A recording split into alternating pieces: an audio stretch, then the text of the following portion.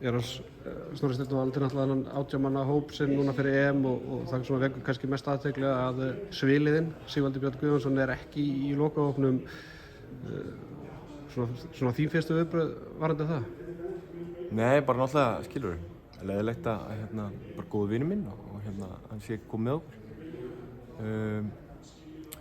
Og kannski sýnir, hann hefur verið aðeins opinn núna með meiðsli og alls konar í gangi og þá þetta bara því miður harður heimur sem við erum átt í að þá kannski áherslan á eitthvað annað og svo hann þarf að sitja, bíti það súra eplið þetta árið. Kom þetta óvart? Já, það gerði það alveg. Ég held að efist enginn um getan sem handboltamanns. Ég held að bara hitti þannig á núna að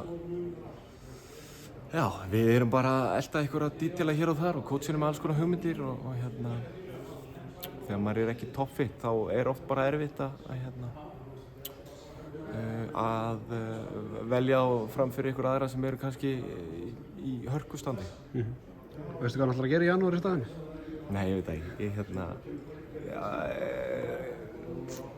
Pása örugglega kærkomin líka á sama tíma. Þú myndir aldrei velja þetta þá ekkert oft mikið frí í þeim heimi sem við lifum í og ég held líka að það alls konar orka sem hægt að sækja úr þessu og hann límir örugglega mynda Snorra upp á vegg í gyminu í sumar og segir að halda kjafti næsta sumar.